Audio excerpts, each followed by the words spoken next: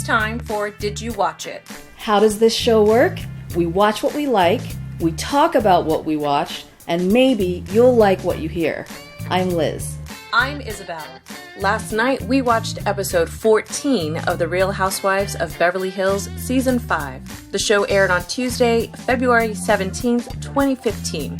Here's what we thought.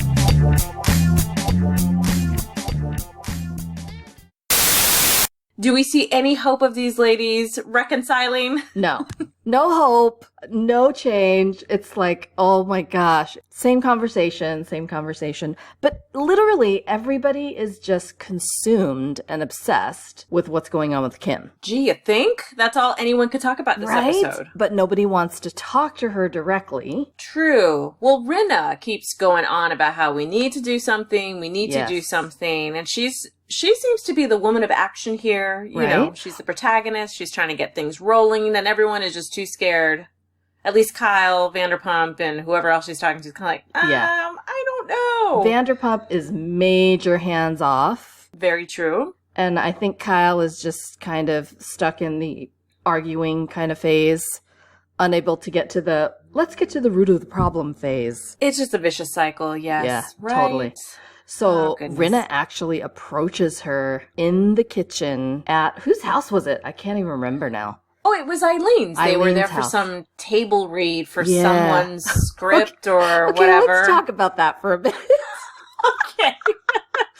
Okay, so Vince is a cool guy. I get it. He is. But what was up with this movie? It was just too weird. I'm not even sure what the plot was, and I don't think we even got the full picture of it. I mean, we saw bits and parts, right? It was just bizarre. I do remember thinking when they first started out with some line about being at a poker party. Yeah. And I thought, oh dear God, Vince is trying to cull from the actual events that happened. Exactly. Life imitates art. I was waiting for a fight to break out. Yeah. Or Kim or someone to say, how dare you not ask for permission?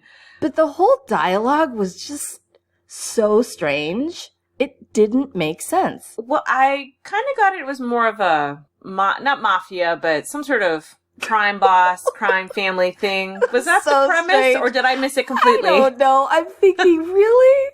Are they going to sell this to anybody? And if so, you and I are in the wrong careers, because we could write a hell of a lot better than that. And read. You and I could probably come up with something 10 times better than that. Oh my gosh. Yeah, it was bad. Well, it looked fun to some extent. I think everyone realized it was a bit of a joke and they just kind of hammed it up for the sake of hamming it up. Yeah, I loved Kim with the sock puppet. Yeah.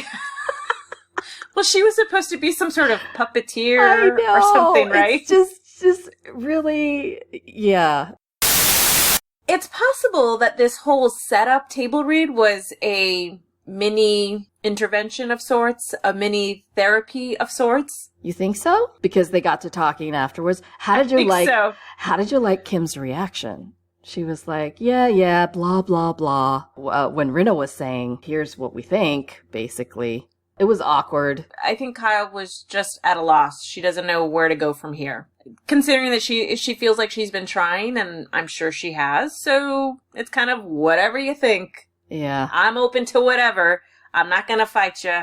I think it's just the whole whatever. Yeah, I was talking about when Rinna approached Kim in the kitchen and was saying, are you in a group? Are you doing a step program? You know, she kind of went down the list. Do you have support? And Kim was like, yeah, blah, blah, blah. It was just kind of... I kind of wonder if this is just her trying to be blasé about it. She doesn't want to make too big a deal out of it, because I'm sure she's embarrassed of everything that happened, right? That's my take. I don't possibly. know or she doesn't if want to she be lectured. Is, though. Well, she's in Brandi's camp, if that's the deal. Yeah, that's a... But I get it. Whatever. I don't want to be lectured either. I think that could be part of it, too, where she just doesn't want anyone telling her what to do because she can figure it out for herself. I guess. I don't know. She has issues. Maybe she'll get them taken care of. But didn't someone suggest maybe going to talk to someone because she's got so much stress as a way to kind of help her cope? She's just a stubborn individual, and she's, nope, I'm good. I was laughing when Eileen brought out her Emmy and Vanderpump took it. She kind of gave her she gave her pretend acceptance speech. Yeah, I loved it. I slept my way to the top. That was hilarious. And she's, everybody says the Emmy is so heavy, and of course that's the first thing she said. Good Lord, this is heavy. You do such a spot-on Vanderpump accent. I love it. Oh my gosh. Who knows what will happen? Maybe Kim will finally get it through her head that she needs to do something. But we've talked about this. It's just, she's just not in the place. She's, for whatever reason, she just doesn't think it's either a problem. She doesn't think it's a problem, or she's not ready to face it. That she's actually both. Yeah, that she's actually kind of slipping back into it, right? Yeah. I do recall her saying something about not wanting to be alone for too long or being by herself for too long. That's why if Brandi was asking her to go to a barbecue, she'd be like, yeah, let's go. Okay. Because if she's at home, she'd be more inclined to kind of dabble. Exactly. To kind of fall off the wagon, kind of not stay sober in that sense. Or she's afraid that she would get to that point where she wouldn't know what to do with herself. Yeah. It seemed that everyone was coming from a good place. That was what I got. And it seemed that Kim was somewhat receptive. A little bit, even though she still brushed it off. That did not read like receptive to me at all. No. She's listening with this blank look on her face and then just kind of like, oh, blah, blah, blah, whatever. I like that she acknowledged that she realizes that Brandi doesn't understand the relationship that she has with her sister Kyle. Yeah. But I'd like her to say some of that when she's actually with Brandi. Yes. She doesn't stand up for Kyle at all. She doesn't stand up for anybody. She's just kind of silent. No. Right? She's sitting there while everybody else is talking and arguing. It's like, Kim, either take a stand or... Yeah, she has to go to therapy, I think. There's... Yeah. She needs help. Yes. Big time. So we have a repeat appearance from Yolanda's yoga instructor. I think that's the most muscular yoga instructor I have ever seen. Right? He's kind of cute. He is. He looks very flexible, too. Yeah. Well, you have to be if you're a yoga instructor. Of course. Nice arms, though. So tell me more. What do you like about him, Liz? Well, how'd you like it when Brandi tried that pose and then fell flat on her face? Oh, the crow or something, right? Yeah. Where you're leaning on your elbows. I was waiting for her to kind of like smush her face on the concrete or the patio, wherever they were outside. Yeah. Well, she's doing some cleanse. Yolanda's helping her out. She's, almost a week? At this point, almost a week with no sugar and no alcohol? Well, she said it was a 21-day cleanse. 21 day, that's it. What was weird to me was her motivation for doing this wasn't really, okay, I think I have an issue and I want to try this 21-day cleanse. Right. But it was, I want to do this for Yolanda because she's been so supportive and blah, blah, blah. I'm thinking, really? Oh, she said that. You're right. Yes. Right? I guess she's doing it for somebody. And maybe but it's not through this process, mean anything if you don't do it because you feel like you need to. Perhaps as she goes through this cleanse and as she meditates and does her yoga and... You think she'll have an epiphany? Perhaps. It could be one of those sugar withdrawal highs. I don't know. Okay. But, I'm going to hold out hope that perhaps she will realize the error of her ways. I don't know. I'm sounding so philosophical today, aren't I? Honey, we're going to be waiting a long time. I think so. Well, hey, 21 days is a start. We will see what happens. Yeah. I'm anxious to see if she can actually pull it off. I'm rooting for her. I hope she does. Yeah. You know what I mean? But I don't want to see like next week or the week after her sneaking some booze down under her counter or something because she doesn't want to. Yolanda is going to keep her on task. Yeah. Because Yolanda is, Yeah, but they don't live together. Well, that's true. But I think because she's being challenged by Yolanda, she wants to prove herself to Yolanda. Yeah. I guess it's a step in the right direction. Yeah. I'm trying to think of some other platitudes here. I hear you. I know. It's a positive thing. It's a positive thing. Like I said, I'm rooting for her. I hope she does it. Maybe we'll see a new calm Brandi. Hopefully. A nice Brandi. If Yolanda can rub off on her. So what did you think of all those vitamins and stuff that Yolanda was taking? That's a crazy amount. Right? It was how many packets per day? I and don't she gets know. them from they all were over the all world. Labeled, and she was taking them by the handful, and I thought, this is rough. I mean, I don't know a whole lot about Lyme disease, but just seeing her deal with it and just the challenges that she's had, the little bit that we've seen on the show, I feel really bad. Didn't she say earlier that if she had gone to see a doctor sooner, they might have been able to better diagnose? Or, I mean, if they were just able to diagnose it sooner, she might be in a better spot? Didn't she say that at some point? Like, I think she waited too long, or by the time they figured out what was going on, then they realized, oh, this is what it is. Yeah, I'm not sure. I've been hearing lately, just kind of in the news and on different shows that are kind of affiliated, like on Watch What Happens Live and stuff, just them referencing her and just saying that she's not doing well right now, which I'm so sad about. Oh, I heard about that. Right? She's in bed or something. Singapore or something. She's in, I want to say Singapore. Yeah, getting treatment. Well, hopefully they'll find something. But she does take care of herself. I'll give her that. Oh, totally. And she always has. She's on it. Vanderpump surprise party. I know! Wasn't that awesome? The look on her face. Well, even before they left the house, Ken is trying to set up this whole thing. Oh, I got a call. We need to go to the pump. There's a problem. We need to take care of it.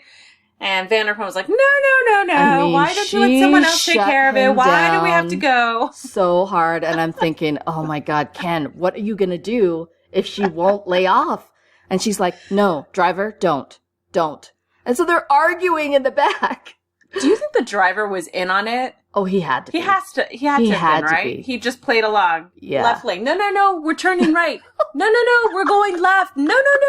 Right, left. Poor Surprised guy, they didn't get... I thought, I would not want to be in his shoes. I'm surprised they didn't get stopped by the police for as many times as he was changing lanes. Yeah. Or as many times as they made us think he changed lanes. Exactly. But I thought it was very sweet that he surprised her. He pulled sweet. It off. And she even had the look on her face. Yeah. I had to rewind it and look at it again just because he really got her. Right. It was really fantastic. Cute. And then she's like, come out here. Telling everybody to come out like, what you doing back there? Yeah. That was awesome. I liked her dig at Brandi. Oh, you made the cut. It was, Can you believe she said that right to her face? But Brandi would have said the same thing if roles were reversed. Oh, of course. Well, and then she got her back when she had her sing the song. Oh, to say I'm sorry. That was fantastic. Sorry. It's got to be the hardest word. Yeah. Oh, my gosh. But Brandi was a good sport.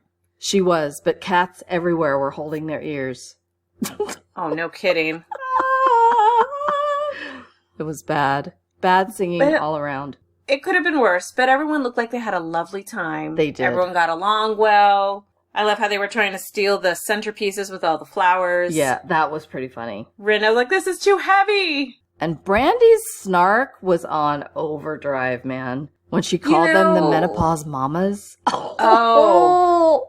Wow. Ouch. Especially when she was rolling her eyes, I thought, okay, why are you doing this, Brandi? You were invited to a lovely party. I know. The invitation was extended, and Lisa welcomed you. You said you're sorry. You guys have somewhat moved on, but still. Yeah. All I gotta say is, Brandi, let's talk to you in 6 years when you're going through the same thing, so. Exactly. Yeah. Rinna, when she's going with her daughter driving. Oh, it was a very short snippet, but it was hilarious. But that's a nice car. Why? I would rent some beat up old VW Rabbit from the 70s. They're learning to drive in a Porsche. No, it was the Tesla. Oh, was it? It's the Tesla. Oh my gosh.